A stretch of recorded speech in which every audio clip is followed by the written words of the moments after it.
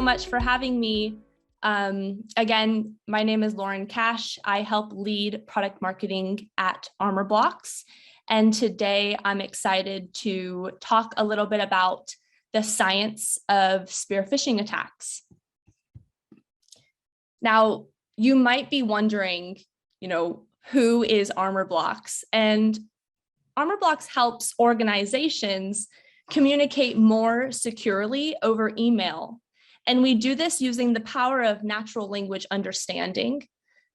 Armour Blocks that analyzes thousands of signals to understand the context of communications. And this enables us to protect people and data from compromise. Over 58,000 organizations trust Armour Blocks to stop targeted attacks such as BEC and phishing attacks, like we'll go into detail here in a moment, to protect sensitive PII and PCI, as well as automate remediation of user-reported email threats. Today, we're going to focus our time taking a deeper look at phishing attacks.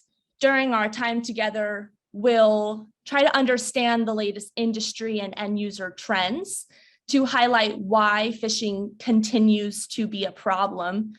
We will then understand why we still fall prey to these phishing attacks, even after numerous amounts of security awareness training sessions.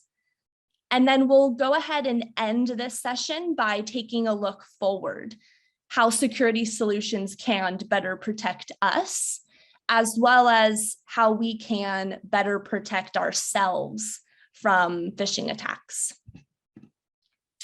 So let's get started. To start, we're going to examine, where we are, how phishing is still a big problem for every organization. If we look at just a few numbers from 2020, it actually helps us paint a pretty clear picture to understand the severity of these phishing attacks. Each year, the FBI receives a large number of complaints on phishing as well as related attacks. And in 2020, the FBI received more than 240,000 complaints, which was a 110% increase from the previous year. The most recent internet crime report just came out and states the FBI received more than 847,000 complaints. So this is a huge spike from the year before and just proves again that phishing and related attacks are still on the rise. Verizon sends out a data breach investigations report every year. The Verizon data breach report from 2020 showed that 36% of all breaches involved phishing. And this was a 25% increase just from the previous year.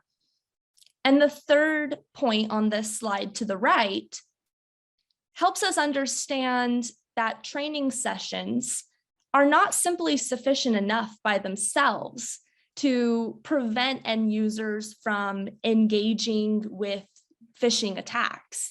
Research suggested that 14% of end users still click on phishing links within emails that they receive.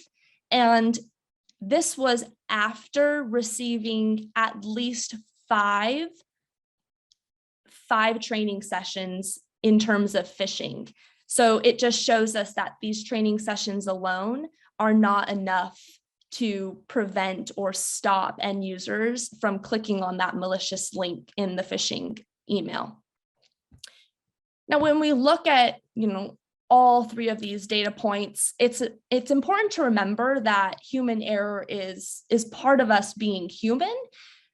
Unfortunately, it's easy for humans to take the blame of falling prey to these phishing attacks, but it's not that simple. And we're actually going to go into details about this shortly.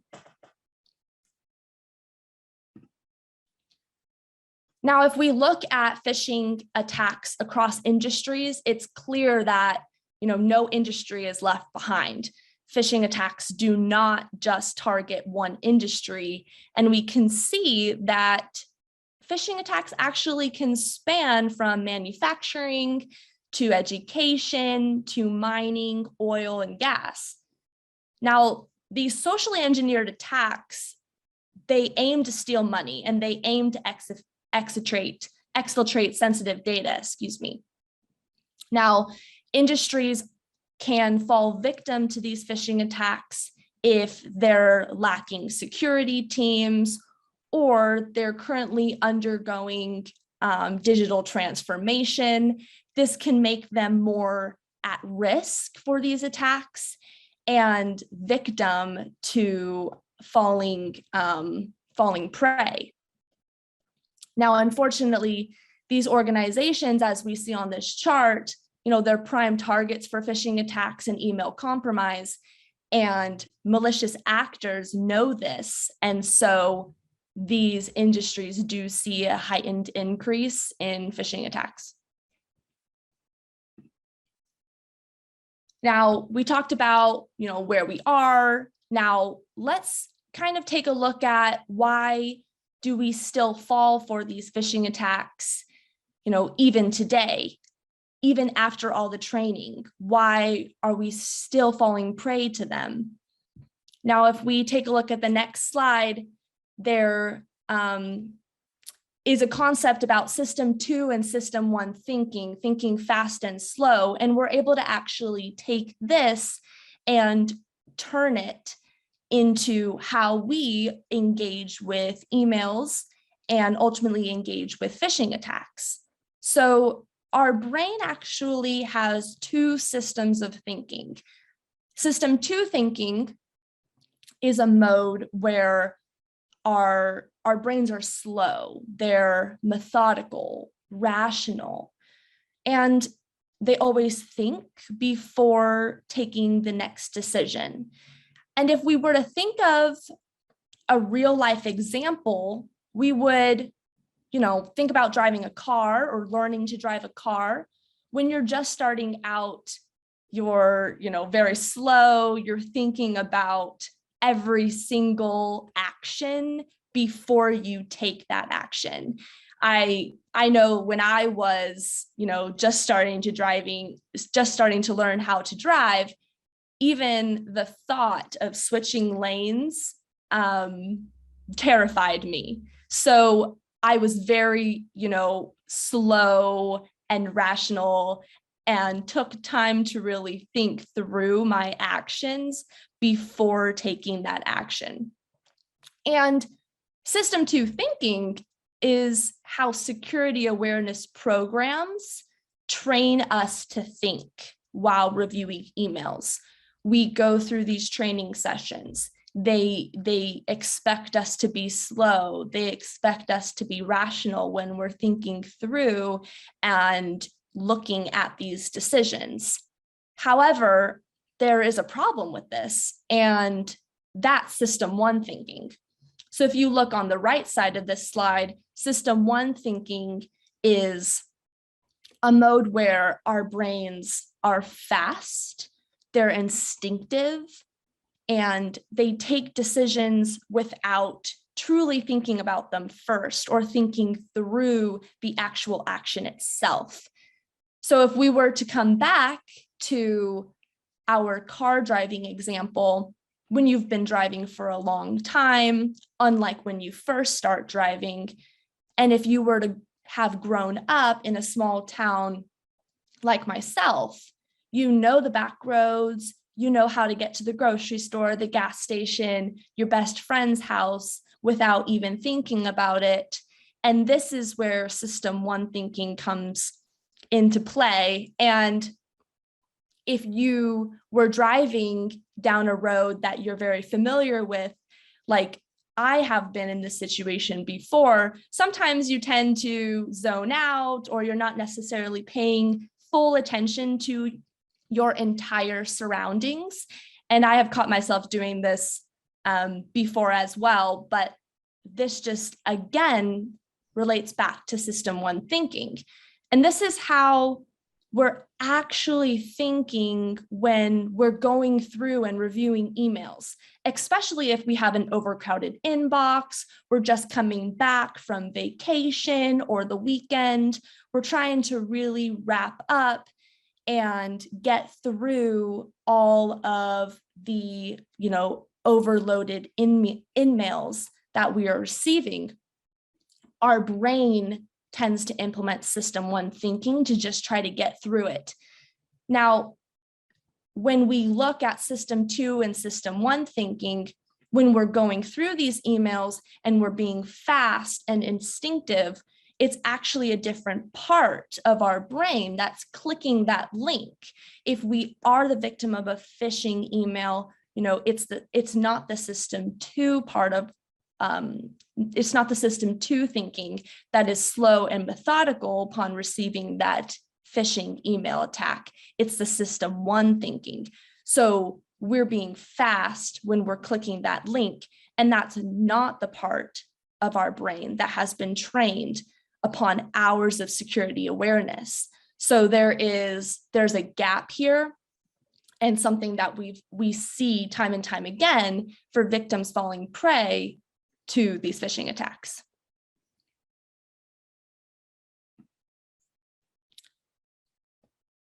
Now we can look at the science of phishing attacks through the lens of cognitive biases that we have. And there are 5 main biases that we keep seeing attackers exploit in their phishing emails. The first bias is the halo effect. And this is where, when we have a preconceived positive notion of someone, whether it is a person, brand, or service provider, we tend to trust that person. The second is hyperbolic discounting, where we want to choose a reward that provides immediate results, immediate satisfaction. This is seen, in many clickbait ads, and we can also see this prevalent in email attacks. Email attacks are also exploiting the same tendencies, making us want to choose a reward, engage in a way that provides us those immediate results.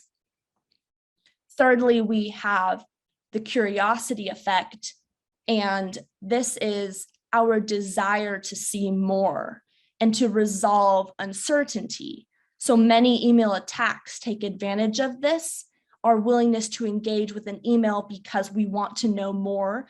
Maybe the email content doesn't provide us the clarity that we are looking for, so we seek to know more by either clicking on the link, clicking on the button, or following a set of action items that are laid out in the email in order to really understand the full extent.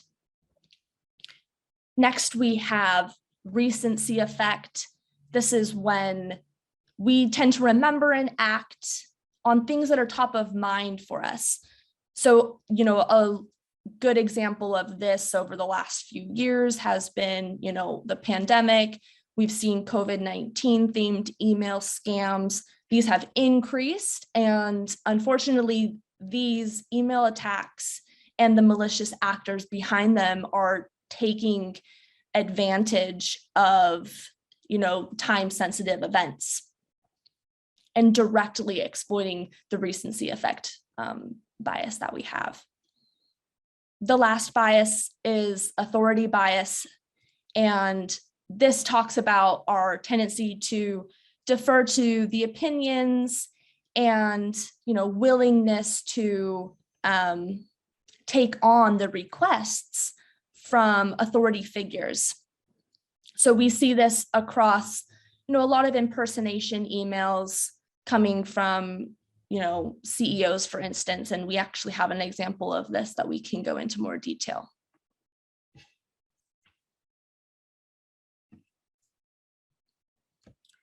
So we have a few examples of phishing emails that would fall into, each of these 5 categories, so to say, of biases. So if we look at the halo effect, starting with the first bias, from a study, we saw that phishing attacks, about 29% of them exploit this bias. So an example that we see, in the middle, there's an email from a globally recognized shipping company, FedEx Corporation. This email is asking the recipient to review an order return. And we often see attackers impersonating online shipping companies since they, replicate real email workflows we participate in, on a day-to-day basis. So the recipient of this email or the victim of this phishing attack would have trusted that this email came from FedEx Corporation and would have engaged with the email to review the order form.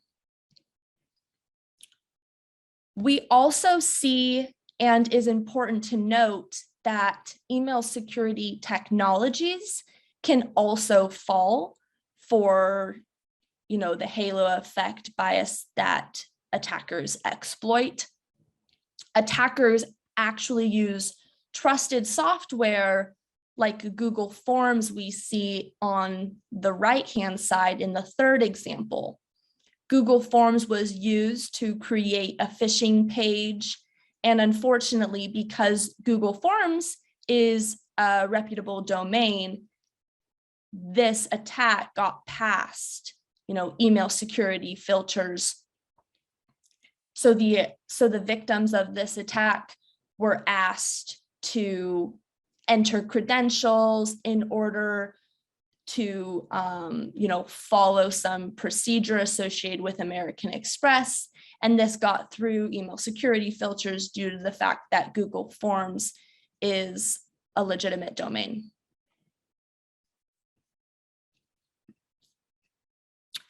If we look at examples of phishing attacks that exploit hyperbolic discounting, we see that they make up about 28% of the phishing attacks that we see. Some examples on the left, we see a phishing page posted on SharePoint asking for details in exchange for COVID relief. We, like I mentioned previously, we saw an increase of COVID-19 related attacks, phishing attacks specifically. This is an example of one. This page was hosted on SharePoint, which is a legitimate, a legitimate domain, legitimate tool. And the email itself exploited our hyperbolic discounting, to think, wow, this is great. This is too good to be true. Let me look to see more. How could I, give just a little bit of details in order to get this relief? Secondly, in the middle, we see an example of Ray-Ban being impersonated in a phishing attack. The victims of this phishing attack were led to a fake site. Now, the interesting thing about this attack is it was launched around Black Friday. So a lot of the times Black Friday means that you can get goods and services from, with extreme discounts. So this page was actually created with fake Ray-Ban goods, and the victims were thinking that they were getting true Ray-Bans for 90% off. So like this Ray-Ban scam, we see a lot of lookalike websites that, are asking victims to purchase fake goods like this site. And unfortunately, individuals who fall for these phishing attacks, they not only are, paying for something that is fake, but they're also now providing their, financial information, their personal information to these attackers, which can be used in additional attacks. Attackers also exploit our curiosity effect bias. So we see that these appeared in about 17% of these phishing attacks from this study. An example of an attack that we see is an email from USAID. This email impersonated USAID and claimed to, share details around election fraud. And the victims of the attack would, want to know more due to the relevance during the time of the attack. So the recipients of this email would be curious. They would click on the call to action and be, rerouted to a landing page or a document that has more information, but clicking on the malicious link put them at risk. Another common, phishing attack that we see is the locked account workflow. And this is something we see an example here in the middle. This email from Wells Fargo, a lot of the times we see impersonated emails of banks. These emails are claiming that your account has been locked, due to suspicious activity, for example.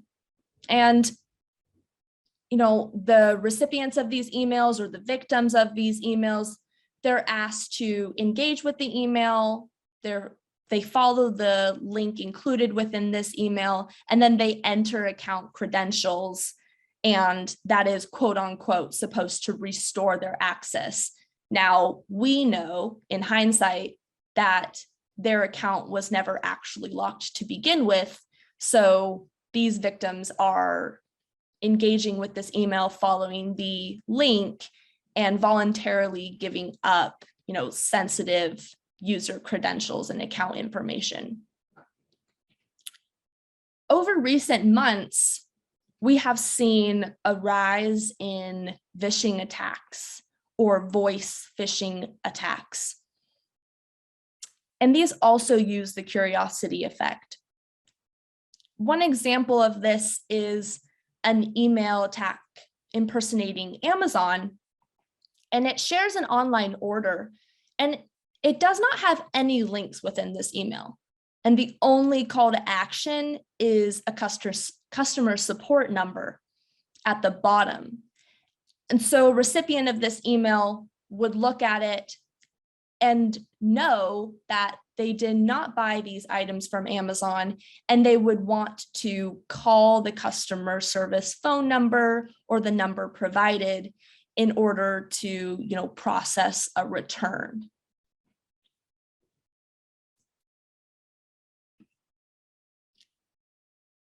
When we look at phishing attacks that exploit our recency effect bias, we see that about 5% of these attacks fall into this category. And although the research pointed that only 5% of these phishing attacks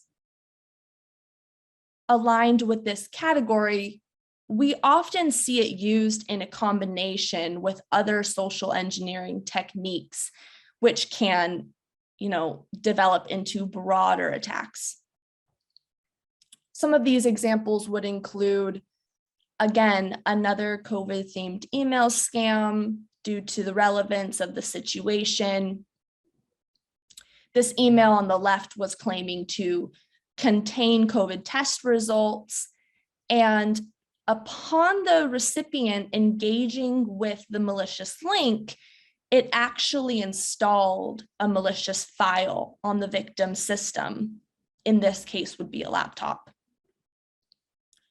Another common example that we see are automated emails from cloud office software.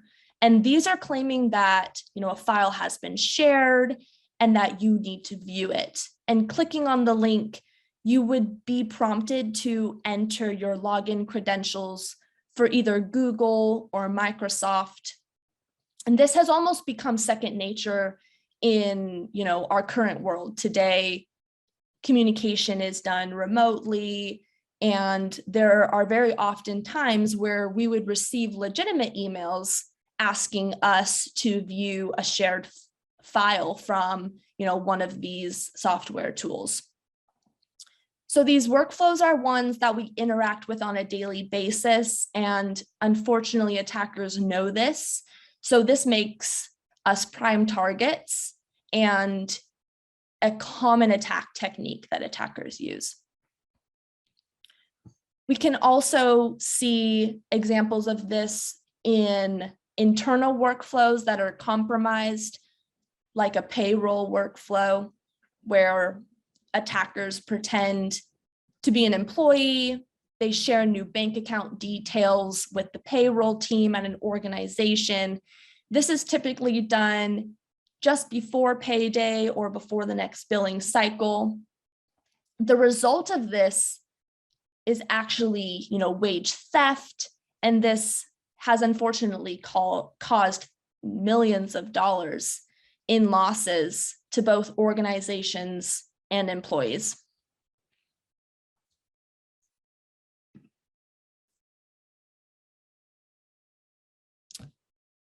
We have one more, authority bias, and this appears in about 3% of phishing attacks.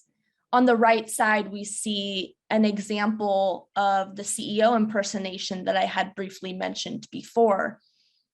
This is a very, famous example of authority bias, attackers impersonating a CEO or a person of authority within an organization. And these emails are sent to additional employees asking to either buy iTunes gift cards. And if that doesn't seem relevant to, the business world, I've also seen examples of CEOs asking employees, or impersonated CEOs asking employees for, P card information because they're stepping into a client meeting, or they're meeting with a client at a restaurant and they don't have their information on them. And within the email, they say, do not worry, you can get this reimbursed. So as famous as an example as this is, we still see people falling for it because it is exploiting our authority bias. We do not want to, let down a person in authority, and we think that we should do what they say. So our tendency to fall for these attacks is higher just because we don't want to be seen as somebody who disregards authoritative figure. On the other end of this, we can see the authority bias being exploited in examples of, emails from service providers. On the left-hand side, we see an email from Verizon support, and the email body is asking you, to urgently view a secure message. We think that, Verizon is, one, a legitimate company, and our willingness to engage with something that they say, especially if they put the word urgent or secure within the email, means that it's something that we should follow along with.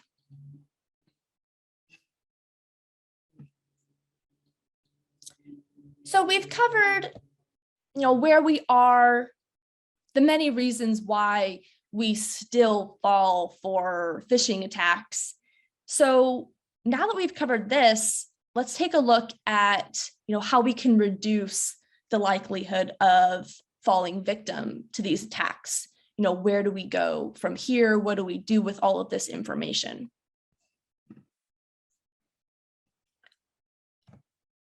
The biggest and most important thing is email threat detection needs to change. It needs to cast, a wider net than before.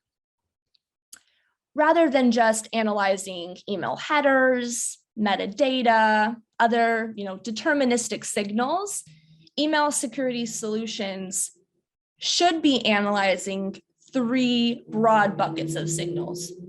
One, who users are, which is their identity, their name, alternative email addresses, nicknames, signatures, maybe how they're addressed within an organization different to cross-functionally or a third party. Secondly, what users do, which is their behavior, their communication patterns, the domains that they communicate with frequently. Do they communicate with vendors? Do they communicate, with marketing department? Do they communicate with engineering and marketing? Those types of things, understanding their communication patterns there. In addition to email communication, their login locations and patterns, as well as the devices that they used, all come into play when we, analyze user behavior. And third, and most importantly, is how users communicate. So the email language, their writing styles, patterns, topics of frequent communication, all of these are able to provide us with an understanding and better knowledge around, what is their behavior, and then what could ultimately be fraudulent behavior. And since targeted email attacks use a large combination of techniques in order to be successful, threat detection must also include a collection of algorithms as well as techniques to be able to identify baselines. And then once these baselines are identified, we can then analyze deviations from these baselines. And this is how we can be protected against targeted email attacks from, security solutions. Now, in addition to content, how email security solutions learn requires a change, and context is the answer, or context is king. Rather than just learning from attacks across organizations, security controls should also be learning from every organization's context and every user's context and behavior. And since targeted email attacks, attackers use their knowledge about you and your organization against you, learning from your data is the best way for email security solutions to continue to get better with time and continue to better the protection of us. And we see this in, three different areas. And Armour Blocks actually has models for all three of these. So from a global model, we look at advanced attacks launched across organizations. Examples of these are zero-day credential phishing campaigns or ransomware. We also look at organization models. So models specific and tailored to the organizational context. And examples of these would be vendor fraud or payment fraud, because we're actually looking at the relationship between, vendor relations, what the baselines are there, what vendors does that organization communicate with, and what could signal a vendor fraud attack or a payment fraud attack, just as an example. We also, thirdly, have the user-specific model. So these are attacks tailored to a user's context. So examples of this would be an impersonation or account takeover. So we're able to look at the behaviors and the context of each user and understand the baseline and then flag deviations from this.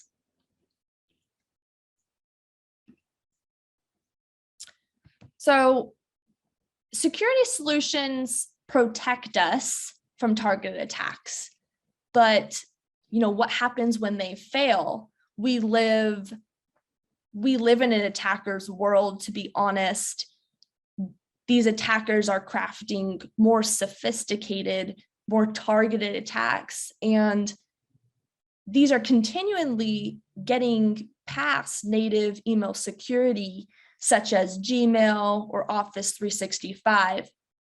We see this on, a day-to-day basis, these targeted attacks bypassing native email security, falling into the inboxes of unexpected, they're not expecting these attacks to come into their inboxes, and they're just falling victim to these. So a few things that we can remember to do in order to protect ourselves from risk are to always be on the lookout for social engineering cues, to follow password best practices, and third, to make sure that you enable multi-factor authentication. Now, when you're looking out for social engineering cues, when you get an email from an external contact or a contact that you don't frequently engage with, the first thing you should do is look out for those social engineering cues. Subjecting the email to an eye test that includes inspecting the sender name, the email address, language used within the email, as well as inconsistencies within the email is the first step. And this can only help better protect you from being the target of phishing attacks. So a couple things you can ask yourself are, one, are you even expecting the email in the first place? Is the look or tone of the email different from what you're used to? Are there spelling or grammatical errors? Is the body of the email more generic than it should be? Is it not addressing you by your name? Is it asking for your personal information or login credentials? And you might be thinking that these are, very basic, like, yes, I always expect the email, or I'm always looking out for grammatical errors. But these are things that if we do on a regular basis, we can better protect ourselves from these phishing attacks. And it's easy to fall prey to these targeted attacks due to their sophistication. So it takes an additional, just an additional check on our part to make sure that the email that we're receiving in our inbox is actually a legitimate email. One example that attackers use is with the increase of, remote communication, you might be receiving and viewing an email on your mobile phone versus a desktop. And so attackers will actually increase the amount of letters within the email address before the domain to try to make it seem like it's an email coming from a legitimate source. This is just because the amount of view space on your mobile phone is less than on a desktop. If you were to view this email or the same email on a desktop, you might see that the domain was spoofed, or seeing the entire email address shows you that maybe it was actually coming from a Gmail account and it was a suspicious email. Secondly, following password best practices. do not use the same passwords across applications, and you should not use your professional credentials to log into your personal apps. So using the same password, of course, increases the risk for exposure. Attackers are extremely sophisticated in decoding the user ID and password combinations. And unfortunately, a lot of the times we use more simple password for our personal apps. So it's important to keep these login credentials, different from your professional credentials, because once there's a breach in your personal accounts, these attackers can easily use that to jump into your professional accounts. And, this puts you at a greater risk. Enabling multi-factor authentication on all accounts should be a baseline. This is an easy thing that you can do to set yourself up for success. Multi-factor authentication or two-factor authentication is important.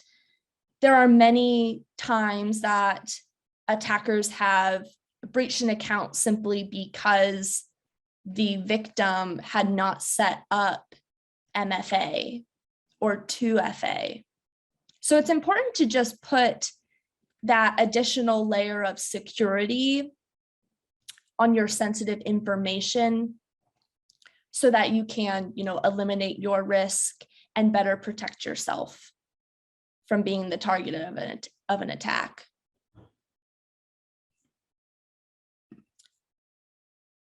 So I hope that, you learned something new today, whether it's the science of phishing attacks, the biases that, attackers exploit, or even just simple tips or recommendations that you can use to better protect yourself from phishing attacks moving forward.